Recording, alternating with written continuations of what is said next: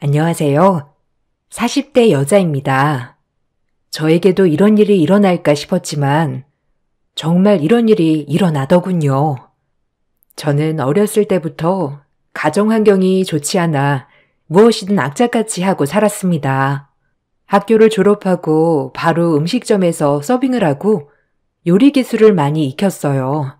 서러움도 많았고 비굴한 일도 많았어요. 하지만 조금이라도 빨리 성공할 거라는 열망으로 버텼죠. 그렇게 시간이 흐르고 성공하겠다는 열망 하나만을 가지고 저는 밥 장사를 시작했습니다. 어려서부터 야무지고 모든 깔끔한 성격을 가진 저에게 딱이었죠. 때가 좋았는지 처음 연 가게가 그야말로 대박이었죠. 나이는 어린데 손맛이 좋다, 아주 야무지다, 아주 깔끔하다, 이런 칭찬을 들으면서 성장하였어요. 저보다 나이 많은 이모님들과 함께 일하기란 쉽지 않았지만 다행인지 이모님들도 제 편이 되어주셨죠. 요즘에서야 셰프니 요리 경연대회고 하지만 전 어린 나이에 모든 걸 제가 느끼고 깨달으며 성취를 이뤄냈습니다. 사장님, 오늘도 너무 맛있었어요. 아니, 이 집은 진짜 올 때마다 항상 똑같이 맛있단 말이야. 다음에 또 올게요. 네, 감사합니다. 그럼요. 아침마다 신선하게 다 재료 손질해서 그날그날 직접 만드니까요. 다음에 또 찾아와 주세요. 음식 솜씨가 훌륭한 엄마의 손맛을 이어받은 저는 남들보다 빨리 음식점을 열게 되었어요. 그리고 음식점은 소문이 나서 전국에 체인점을 여러 개 가지고 있어요. 지금 이 자리까지 올라오기가 얼마나 고되고 힘들었는지 몰라요. 한참 식당을 운영할 때 손님으로 만난 남편과 이른 나이에 결혼을 하게 되었고 슬아의 딸아이 한 명을 낳았어요. 부모님은 저까지 가난한데 가난한 남자를 만나면 어떡하냐부터 시작해서 말리셨지만 항상 관심과 사랑이 부족한 저에게 남편은 한 줄기 희망과도 같았죠. 어려서부터 힘들게 이 자리까지 우여곡절 끝에 올라올 수 있었고 항상 가난했기 때문에 늘 아쉬움이 뒤따랐던 순간들이었는데 내 가정을 꾸리고부터는 남들에게 아쉬운 소리 하나도 안 하고 살 수 있게 되니 그 얼마나 행복하던지. 남편은 택시 운전기사를 하다가 저를 만났어요. 남편도 저와 같은 흙수저였기에 어린 나이부터 택시를 몰며 생활비를 벌어내는 청년이었죠. 처음엔 단골 손님으로 그러다 그의 자상한 모습에 이끌려 결혼까지 하게 되었답니다. 가게가 한참 잘 되고 있던 터라 남편은 택시 일을 그만두고 결혼 후 본격적으로 가게 일을 돕기 시작했어요. 저도 옆에 바로 믿을 만한 사람이 있다는 것이 참 든든하였고요. 그래서 결혼을 하는구나 싶었던 나날이었죠. 가게 이모님들은 장난으로 서방 너무 믿지 마라. 네가 다 챙겨야 한다고 했지만 웃어 넘겼고요. 마무리는 내가 하고 들어갈 테니까 자기는 좀 들어가서 쉬어. 힘들 텐데. 오늘도 너무 고생했어, 여보. 가게는 나한테 맡겨. 에이, 그래도 혼자 마무리하기 힘들 텐데 같이 하자. 정말 괜찮겠어? 그럼 내가 주방 마무리는 좀 도와주다 갈게. 당신 고생하는 거 싫어서 그래. 그러니까 얼른 들어가서 쉬어, 어? 차라리 내가 고생하는 게 낫지. 당신 이 가녀린 몸으로. 아이고, 신랑 있으니까 이건 좋네. 누가 날 아껴주나 했더니 당신이 내 몸을 제일 아껴주네. 고마워. 자기 아니었으면 어쩔 뻔했을까? 남편은 자기보다 저를 더 살뜰히 챙겼어요. 어렸을 때부터 일만 하며 가장으로 살아온 내가 누군가의 보살핌을 받는다는 게 더없이 기쁜 나날이었죠. 그래서 모든 걸 믿고 맡겼어요. 남도 못 믿는데 남편이라도 믿어야지 누굴 믿고 사나 하는 심정으로요. 하지만 가끔은 일하는 게 저희 마음에 안 들 때가 많았지만 그래도 옆에 있는 것만으로도 고마웠어요. 하지만 저와 오픈부터 지금까지 함께한 이모님들은 그런 남편을 마음에 들어하지 않아 했습니다. 그 이유는 사장이랍시고 겉멋이 너무 들었다고 해서요. 아니, 내가 말을 안 하려고 했는데 자기 일은 똑바로 안 하면서 저기 카운터 앉아갖고 돈만 샌다? 하라는 건 안 하고. 에이, 이모가 좀 봐줘. 아직 낯설어서 그렇지 뭐. 그리고 이런 일 안 해봤는데 어떻게 모든 걸 잘하겠어, 안 그래? 아니, 그래도 본인이 좀 발로 뛰고 해야지. 어떻게 가만히 앉아서 돈만 세냐? 내가 너 딸 같아서 말하는 거야. 신랑 단속 잘해. 이모님이 아무리 말을 했지만 그래도 내 눈엔 신랑이 최고였어요. 절 끔찍이 아껴주었거든요. 몸이 힘든 만큼 심적으로 누군가에게 기댈 수 있다는 게 얼마나 큰 기쁨이었는지 아마 아는 사람은 알 거예요. 전 그래서 그를 믿었죠.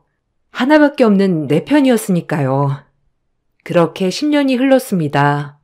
10년 전에도 가게는 잘 되었지만 10년이 지난 지금 가게는 더 번창하였어요. 덕분에 가게 외적으로도 부를 많이 축적할 수 있었죠. 사업에 감각이 있던 저로서는 부동산 투자 또한 거의 대부분 성공했었거든요. 결혼한 지 16년을 한결같이 저를 생각해주는 남편에게도 이제 좀 마음 편히 살자, 너무 앞만 보고 달려왔다고 생각하여 휴가도 주었습니다. 그것이 제 발등을 찍을 거라고 상상도 하지 못한 채 말이죠. 남편은 그 휴가 이후로 급격히 변하기 시작했어요. 엄마, 아빠 언제 와? 아니, 무슨 휴가를 갔길래 이렇게 연락이 안 되는 거야?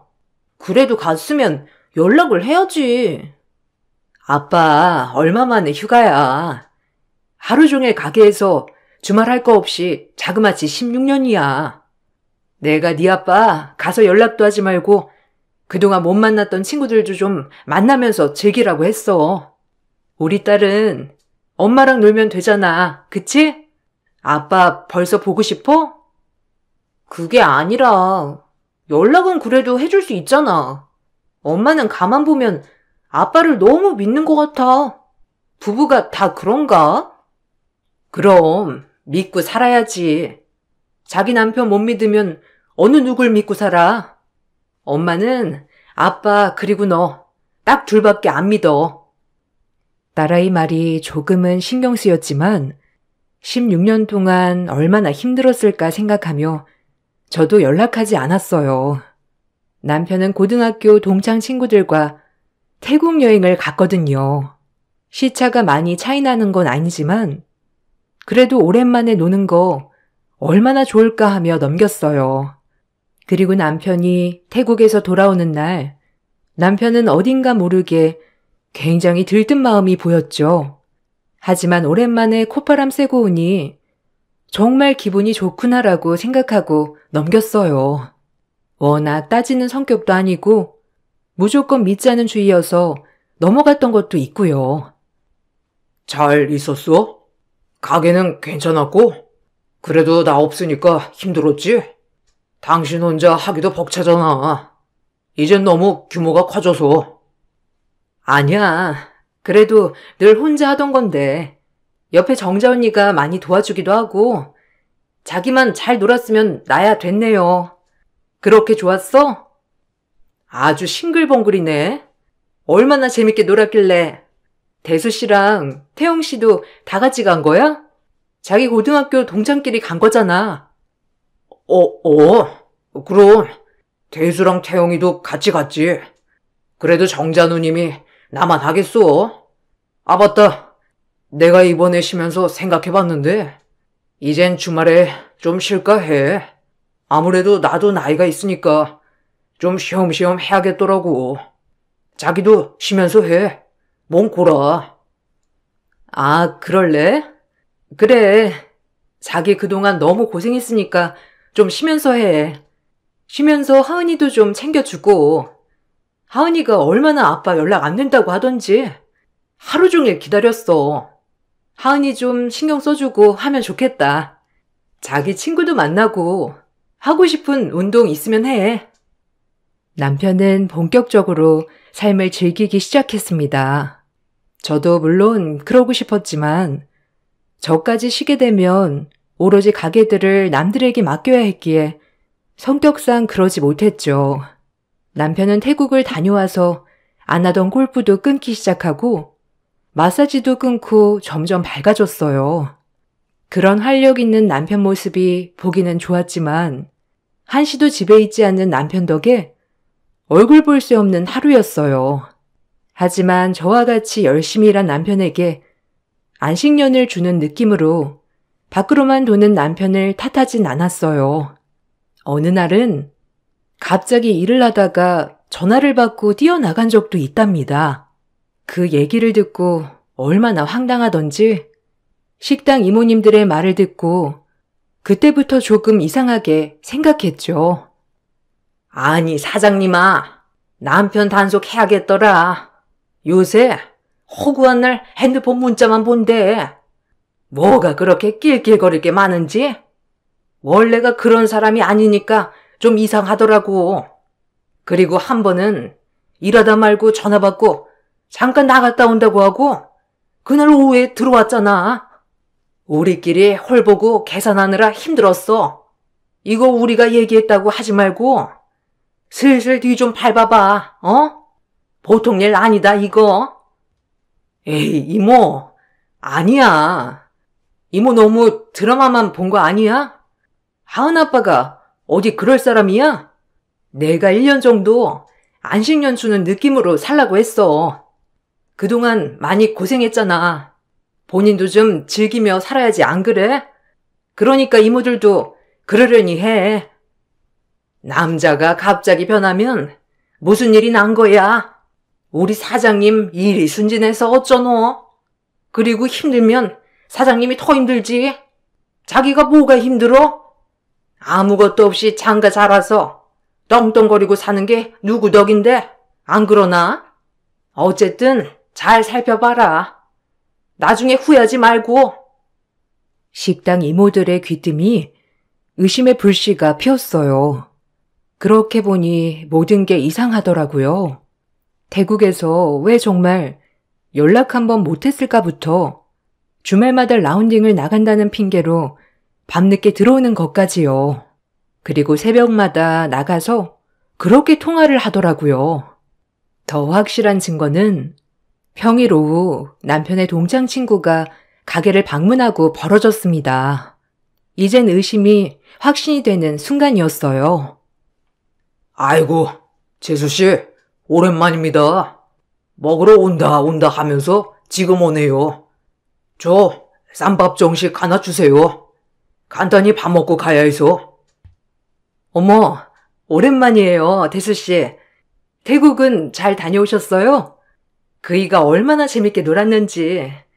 그래도 하나도 안 타셨네요? 네? 태국이요? 아휴, 요새 눈꽃 뜰 새 없어서 여행은 무슨? 주말에도 일 나가요. 아 맞다, 철수는 어디 갔나 봐요?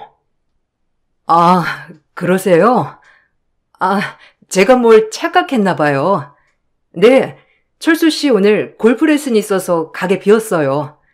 다음에 와이프랑 같이 넷이 봐요.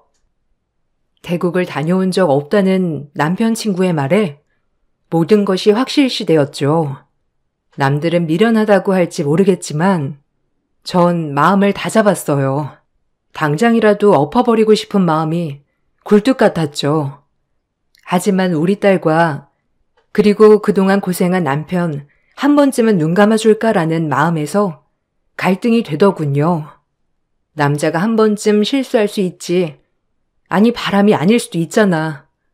곧 제자리로 돌아올 거야 라는 마음으로 말이에요. 그래, 그동안 열심히 했잖아 라는 마음으로 마인드 컨트롤을 했습니다. 하지만 돌아올 거란 남편에 대한 기대는 점점 불안으로 번져갔죠.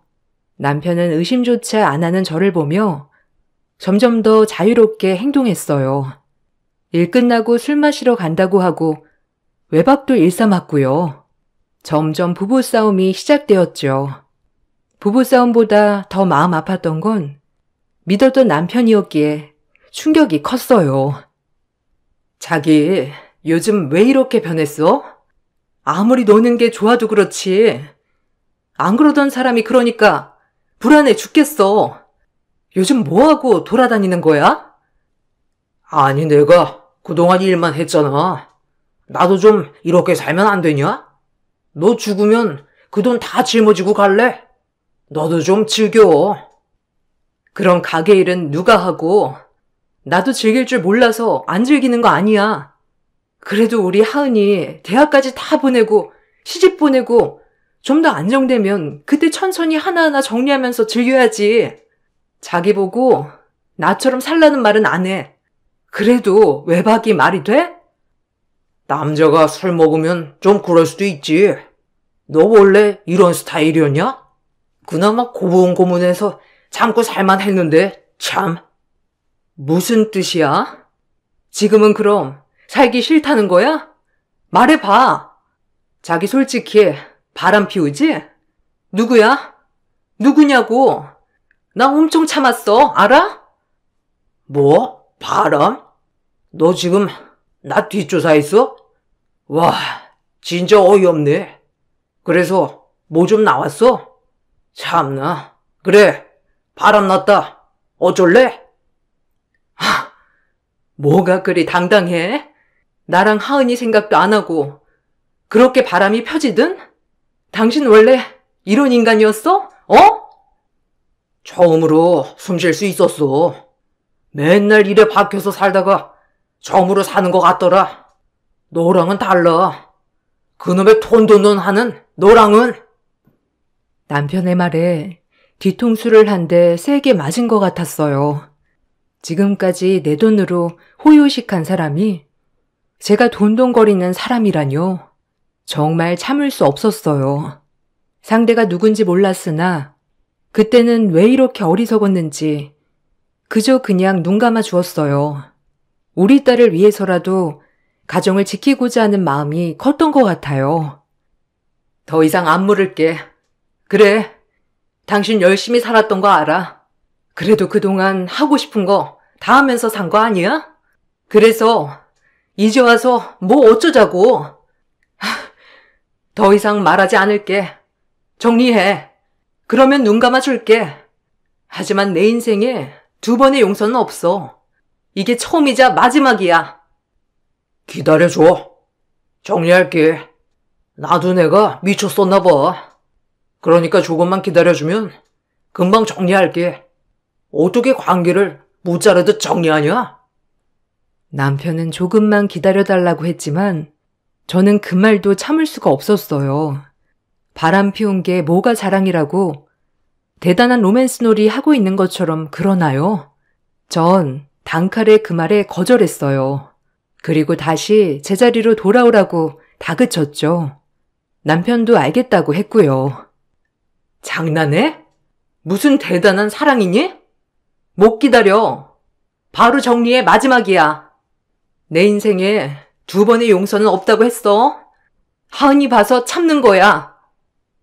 남편은 겨우 알겠다고 대답을 하곤 방으로 들어갔어요. 전 그날 얼마나 울었는지 모릅니다. 세상이 무너지는 기분 같았거든요. 온 세상인 내 남편이 그동안 나와 살았던 세월이 숨막히는 세월이었다니. 그럼 도대체 난 남편에게 뭐였는지 이때 정말 살고 싶지 않았어요. 하지만 내가 책임져야 할 우리 가게 식구들, 그리고 내 딸 하은이를 위해서 열심히 살아야 했어요. 다음 날이 되어 전 아무렇지 않게 남편을 대했어요. 제발 바로 돌아오라는 마음에서요. 남편도 어느 정도 마음이 진정되었는지 다시 예전으로 돌아온 듯 싶었죠. 억지로 그래 한 차례 지나가는 고비일 것이라고 여기며 마음을 다잡았습니다. 아빠랑 엄마랑 이번 주말에 거기 새로 생긴 카페에 가고 싶은데 다들 시간 돼요? 우리 셋이 어디 나간 지도 오래됐잖아. 엄마는 괜찮은데. 여보, 그때 골프 약속 있어요? 없으면 우리 셋이 오랜만에 나가는 것도 괜찮은데 엄마 오전 출근만 하고 일찍 올 거거든. 아빠 안 되면 우리 둘이 가고 아빠 괜찮으면 셋이 가면 좋겠다. 오랜만에 맛있는 것도 먹고. 어때? 괜찮아. 그럼 그날 우리 하은이 먹고 싶은 거랑 가고 싶었던 곳 가면 되겠다. 그럼 하은아, 오늘도 좋은 하루 보내. 남편은 그렇게 예전에 다정했던 남편, 아빠처럼 돌아온 듯 했죠. 하지만 그것은 착각이었어요. 역시나 주말이 되자 남편은 사정이 생겼다며 손살같이 나가버렸죠. 이제 남편이 뭘 하고 다니는지 알아서 정말 허탈하고 비참한 마음이 들었어요. 전화해도 받지 않는 남편, 그리고 딸은 이유도 모른 채 아빠 왜 그러냐고 저한테 묻는데 가슴이 찢어지는 줄 알았어요. 아니, 아빠 뭐야? 같이 가기로 했으면서 어이없어. 그럼 엄마랑 둘이 가야지 뭐. 아빠랑 가서 셋이 사진도 찍으려고 했는데. 그러게. 오늘은 우리 둘이 놀아야겠다. 하은아, 그리고 또 먹고 싶은 거 뭐 없어? 오늘은 하은이가 하고 싶은 거 다 해줄게. 아싸. 아빠랑 나온 거보다 차라리 오늘 엄마가 내가 하자는 대로 하는 게 더 좋다. 주말마다 일찍 오면 안 돼? 엄마가 맨날 집에 있었으면 좋겠어? 그럼 우리 하은이 하고 싶은 거, 갖고 싶은 거 어떻게 사주지? 하은이 안 입고 안 살 수 있어? 아, 뭐야. 그럼 안 돼. 그래도 주말에는 이렇게 내 데이트 신청도 받아주세요. 아셨죠? 엄마랑 이렇게 나오니까 너무 좋아. 딸아이의 철없는 소리마저 그날은 구슬프게 들리더라고요. 모든 게 얼마나 다 미안하던지 전 그날 집으로 돌아온 남편에게 따져 물었어요. 그리고 남편은 오늘 가서 정리를 했다며 바락바락 우기더라고요. 더 이상 어찌할 수 없었습니다. 당신 뭐야? 하은이한테도 이럴 거야 정말? 아직도 정리 못했니? 도대체 누구길래 그래? 내가 나가서 정리해줘?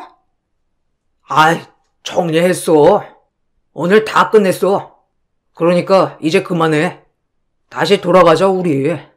내가 미안해. 이젠 당신 속상하게 안 할게. 남편의 미안하단 말에 와르르 무너졌죠. 그 한마디에 무너지는 마음이란 전 모든 걸 잊고 용서하기로 했어요. 그렇게 저희는 돌아가는 듯 했습니다. 남편은 저에게 미안한지 전보다도 더 가게에 집중했고 이모님들 또한 그런 저에게 남편이 달라진 것 같다고 말씀해 주시기도 했어요. 그만큼 남편은 전보다도 더 최선을 다해 일했죠. 한편으론 고마웠어요. 그렇게 모든 것이 제자리로 돌아오는구나 싶었을 때 몸에 이상을 느꼈습니다. 처음에는 요즘 스트레스를 많이 받아서 그런가 보다 했지만 점점 계속되는 배 통증에 병원을 가보았어요. 단순 위염이나 장염인가? 라고 생각했었는데 결과는 당혹스러웠죠. 아이고, 임미령 씨? 왜 지금 오셨어요? 무슨 일 하시죠? 아유, 보호자는 안 오셨나요? 보호자가 왔으면 같이 얘기하고 싶은데. 아니요. 저한테 말씀해 주세요. 괜찮아요. 혹시 뭐 심각한가요? 웬만한 거에 충격 잘 안 받아요. 말씀해 주세요. 위암 말기입니다. 3개월 남았어요. 증상 없으셨나요? 이쯤 되면 통증이 꽤 심각했을 텐데 연명 치료밖엔 할 게 없어요. 네? 지금 제가 시한부라는 거예요? 아니, 저 괜찮았어요. 요 근래 좀 통증 있는 거 말고는 제가 그럼 위암이라는 거예요? 의사의 그렇다는 대답에 할 말을 잃었어요. 치료를 해도 조금의 연장선의 치료일 뿐 의미가 없다는 말. 하지만 조금이라도 삶을 연장하고 싶으면 당장이라도 치료를 해야 한다는 말에 뒤통수를 세게 맞은 것 같았어요. 어떻게 이럴 수가 있을까요? 어렸을 때부터 너무 성공만을 바라온 제 자신이 한심했어요. 건강이 최고인데 너무 앞만 보고 살았다는 죄책감. 우리 딸 아직 고등학교 졸업하지 않은 미성년자인데 엄마 없이 어떻게 살아갈까라는 마음, 별의별 생각이 다 들었어요. 그리고 왜 열심히 산 죄밖에 없는 나에게 이런 시련이 오다니요. 병원에선 당장 치료를 할 거면 지금이라도 해야 한다고 했지만 조금 생각할 시간을 달라고 하고 나왔습니다. 그리고 병원 로비에서 얼마나 울었는지 눈이 퉁퉁 붉도록 울었어요. 저보단 제 딸아이가 걱정이 가장 많이 되었죠. 그리고 전 그날 가게로 가지 않고 집으로 왔습니다. 왜 이렇게 딸에게 못해준 생각만 나는지. 제가 연락도 받지 않고 집에 오자 남편도 일을 마치고 집으로 왔어요. 그리고 불도 켜지 않은 집 불을 켜며 말하더군요. 아니, 가게도 안 오고 하루 종일 연락도 안 되고 무슨 일이 있어? 아니, 울었어? 왜 그래? 오늘 병원 다녀온다더니? 여보, 나 어떡해? 나 3개월 남았대. 시험부래. 이게 말이 돼? 왜 나야? 하필이면 우리 하은이 어떡해? 남편을 보자마자 울컥 눈물이 너무 나왔어요. 남편도 저의 눈물에 당황했는지 절 토닥여 주다가 조용히 물었습니다. 아니, 무슨 소리야? 시한부라니? 확실한 거야? 오늘 병원 가서 들은 거야? 아니, 어떻게 그런 일이 있을 수 있지? 나 어떡해? 아니, 우리 하은이 어떡해? 나 진짜 이대로 하은이 두고 절대 못 가. 아직 졸업도 안 한 애를 내가 해준 게 뭐가 있다고. 바쁘다는 핑계로 매번 일만 하고 애 어렸을 때 신경도 제대로 못 써줬는데 나 어떡해. 나 억울해서 못 죽어. 남편은 울고 있는 절 지그시 바라보다 소름 돋게 한마디 하더군요. 전 그 눈빛 말투에서 할 말을 잃었습니다. 내가 10여 년을 알고 지낸 남편이 이런 사람이었는지도 오늘에서야 알게 되었고요. 갑자기 손뼉을 치면서 저에게 말하더군요. 하은이는 걱정 마. 내 딸인데 내가 잘 케어할게. 그나저나 그럼 당신 재산은 어떡하지? 지금이라도 슬슬 나한테 정리해야 하는 거 아니야? 지금 재산 얘기를 꺼내는 남편을 보자 눈이 뒤집혔어요. 지금 재산 소리가 나오나 했죠. 사람이 최악일 때 내 편과 아닌 사람이 구별된다는 말이 확실해졌고요. 남편은 제 편인 척하는 남의 편이었습니다. 전 남편에게 악다구니를 쓰며 말했어요. 지금 재산 소리가 나와? 너 미쳤니? 내가 죽는다는데 아무렇지도 않아? 그래, 눈물 한 방울도 안 나오는구나. 그동안 네가 나를 어떻게 생각했는지 알 것 같아. 3개월만 참지 그랬니? 그래도 가는 길 편안하게 눈 감게 해주지. 빨리 가라고 아주 재촉을 하는구나. 네가 남길 재산만 50억이 넘어. 내가 가만히 있게 생겼어? 분명 처가 식구들 다 탐낼 건데 그 전에 네가 정리하는 게 맞지. 어차피 하은이는 내가 키울 건데 그 돈이 내 돈이 되어야 하는 것도 맞는 거고 다 하은이 생각해서 그러는 건데 왜 그래? 위선 떨지 마. 넌 그래봤자 사이코패스야. 어떻게 사람이 죽는다는데 눈 하나 깜짝도 안 할 수가 있어? 나 그동안 어떻게 살았던 거니? 남편은 저를 뿌리치고 밖으로 나갔습니다. 한참 들어오지 않길래 창밖을 보니 웬 여자와 손뼉을 짝짝짝 치면서 웃고 있더군요. 상간녀였어요. 정리를 했다는 것은 다 거짓말이었고요. 제가 알아서 떨어져 나갈 것 같자 상간녀에게 금세 전화를 해 집 앞에서 만났고요. 전 허탈했습니다. 3개월 기다릴 필요 없이 지금 당장 죽고 싶었어요. 하지만 우리 딸 하은이를 생각해서 꾹꾹 참아야 했죠. 딸에게 어떻게 말을 해야 할까 고민하고 또 고민했어요. 한참을 상간녀와 놀다 들어온 남편에게 말했죠. 어차피 남편은 더 이상 제 사람이 아니었습니다. 당장이라도 이혼을 할까 생각도 했지만 딸이 혼자 남아 상처받느니 3개월만 참자 생각했어요. 하은이한텐 내가 얘기할 거야. 천천히. 그러니까 하은이한테 입도 뻥끗하지 마. 그리고 당신 마음 이제 완전히 알았어. 그동안 나 그냥 당신 성공의 발판이었구나. 한 번도 날 사랑한 적 없었지 애초부터? 그냥 돈 없으면 난 자기한테 아무것도 아니었어. 이제 알았어? 너 마지막 가는 길 그래도 편히 보내줄게. 그래, 하은이한텐 네가 말해. 그리고 잘 생각해. 너 죽으면 처가 식구들이 득달같이 돈 달라고 달려들 텐데 하은이 내가 키울 거니까 재산 분할 잘 생각해야 해. 알겠어? 내가 할 말은 그게 다야. 정말 쓰레기 같았어요. 저런 발언을 뻔뻔하게 하다니요. 그렇게 그날 밤은 어떻게 지나가는지 모르게 뜬 눈으로 밤을 새웠어요. 그리고 남편 마음을 안 이상 예전처럼 돌아가기는 절대 쉽지 않다고 생각했죠. 그리고 다음 날이 됐는데 병원에서 연락이 왔어요. 처음엔 받지 않았습니다. 어차피 치료를 빨리 해야 한다고 할 내용 같았거든요. 두 번째 전화가 계속 오길래 받았어요. 전 놀랄만한 소식을 들었습니다. 하루 만에 죽었다 살았다를 왔다 갔다 했으니까요.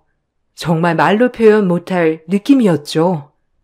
네, 어제 진료받던 의사입니다. 임미령 씨 맞으시죠?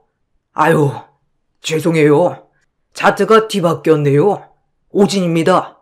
지금 당장 병원으로 오실 수 있나요? 저희가 원래 이런 실수는 잘 안 하는데 아유 어쩌다가 정말 죄송해요. 몰아드릴 말씀이 없습니다. 일단 병원으로 오시죠. 네? 사실인가요? 일단 바로 갈게요. 오진이면 어제가 잘못된 진단이었다는 거죠? 금방 가겠습니다. 기다려주세요. 전 쏜살같이 병원으로 달려갔어요. 결론은 차트가 바뀌었고 저는 경미한 위험이었죠. 그때만큼은 의사가 원망스럽지도 않고 그냥 기쁘기만 하더라고요. 이 느낌은 정말 모를 거예요. 하루 만에 죽다 살아난 느낌. 얼마나 고개를 숙이고 감사하다고 하고 나왔는지 전 하루 사이에 많은 것을 깨달았어요. 그리고 하루 만에 저에게 발톱을 드러낸 남편에게 응징을 하기로 마음먹었죠. 병원을 나와 변호사를 찾아갔어요.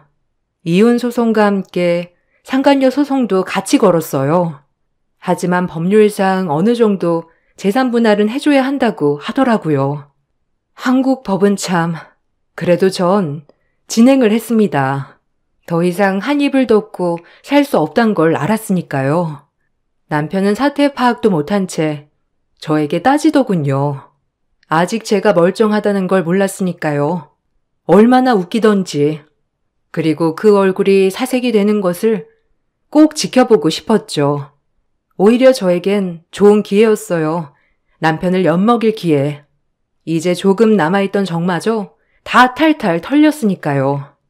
오히려 이런 상황에 정말 감사했어요. 진짜 내 편인지 아닌지 걸러낼 기회가 왔다고 생각했으니까요. 뭐? 이혼? 참나. 너 지금 재산 나한테 안 넘기려고 그러는 거지? 그래봤자 하은이는 내가 키운다니까. 너 잘 생각해. 그래, 마음대로 생각해. 하은이 내가 키워. 하은이 이름 입에 올리지도 마, 이 더러운 놈아. 그리고 나랑 결혼할 때 집불해 갖고 온 거 없으니까 몸만 나가. 나머진 내 법률 대리인이랑 얘기해. 네 그 악랄한 두 얼굴 잘 봤다. 그리고 상간녀 소송도 준비 중이니까 기다리라고 해. 네 잘난 상간녀한테, 알겠니? 더러운 것들. 그리고 하은이 다신 볼 생각도 하지 마. 이 더러운 놈아. 하루아침에 뭐 잘못 먹은 거야 아니고서야? 이게 단단히 미쳤네. 나 하은이 아빠야. 알겠어? 네가 이럴 때가 아닐 텐데. 남편은 하루 사이 제가 바뀐 걸 보고 어안이 벙벙해 했습니다. 그리고 더 세게 나오더군요. 얼마나 어리석어 보이던지. 그런 남편을 보니 이가 부득부득 갈렸습니다. 그리고 어떻게 이런 사람을 믿고 10여 년을 살아왔는지 정말 땅을 치게 되더군요. 그렇게 다정해 보이던 사람이 지금은 악마의 두 얼굴을 하고 제가 죽기만 바라는 치졸한 남자였으니까요. 소름이 돋았죠. 너 이렇게 한다 이거지? 하은이한테 엄마가 아파서 좀 미쳤다고 해볼까? 참나, 이제 죽을 때가 되니까 갑자기 왜 그래? 뭐? 죽을 때? 죽기를 바란 건 아니고 네가 어떻게 나한테 이럴 수 있니? 나 암 아니래. 그니까 시한부 아니라고. 알겠어? 오진이래. 어떡하냐? 네가 그렇게 내 명 재촉했는데 덕분에 잘 알게 됐어. 네 마음. 아마 이러려고 나한테 그런 시련도 있었던 거겠지? 뭐? 오진이라고? 그런 경우가 어딨어? 말이 되는 소리를 해? 도라니 이제? 참나, 어떻게 그게 말이 되는 소리야? 나보고 널 내다 버리라는 계시지 안 그러니? 이제 끝이야. 내 인생에 두 번은 없어. 끔찍하다. 더 이상 말 섞고 싶지도 않아. 위자료 줘 그럼. 내가 그동안 여기서 머슴살이 한 게 얼만데 안 그래? 이 정도는 받을만 하잖아 내가. 이건 해줄 수 있지? 진짜 미쳐도 곱게 미쳐야지. 하은이가 이런 모습 알면 어떻게 생각하겠니? 내 법률 대리인이랑 얘기해. 이 구질구질한 인간아. 남편은 믿고 싶어 하지 않았죠. 하지만 사실이었습니다. 그렇게 전 이혼소장을 날렸어요. 그 후 남편은 미안하다고 자기가 그때 상간녀 때문에 정신이 나갔었다고 빌고 빌었어요. 하지만 절대 용서가 되지 않았고 제 인생에 두 번의 용서는 없기에 끝을 냈습니다. 다행히 재산 분할도 남편이 제 재산에 기여한 바가 많이 없기에 적당한 선에서 끝냈죠. 딸아이는 모든 사실을 알고 아빠와 이제 절연하겠다고 했어요. 이 부분에 있어서 정말 마음이 너무 아팠습니다. 저에겐 나쁜 사람이었지만 딸아이에게만큼은 좋은 아빠로 남아주었으면 하는 바람이 있었거든요. 하지만 딸아이는 바람 피운 아빠와는 상종도 하기 싫다고 하고 있고요. 그렇게 전 싱글맘이 되었어요. 인생을 하루 만에 살았다 죽었다 하니 정말 모든 것이 바뀌더라고요. 제가 보던 세상, 그리고 무엇이 더 소중한지도 다시금 깨닫게 되었고요. 오히려 고마운 계기가 되었어요. 식당 이모님들은 진작에 이혼하길 잘했다고 오히려 좋아한답니다. 그동안 말을 안 해서 그렇지 전 남편은 가게에서 엄청 진상이었다고 해요. 지금은 저의 휴식을 많이 가지면서 가게 운영을 하고 있어요. 조금 더 사람을 많이 쓰고 딸아이와 시간을 많이 쓰고 있죠. 이렇게 행복한 것인 줄 몰랐어요. 그동안 왜 이렇게 치열하게 앞만 보고 살아왔는지 아마도 그때 얻은 교훈이 아니었으면 계속 그렇게 치열하게 돈만 벌고 살았겠죠. 하루하루 감사하며 사는 지금 너무 행복해요. 인생 별거 없더라고요. 내가 사랑하는 나의 딸, 그리고 제 건강 살피고 즐기며 살렵니다. 여러분들도 하루하루 행복한 날 되시길 바랄게요. 제 글 읽어주셔서 감사합니다.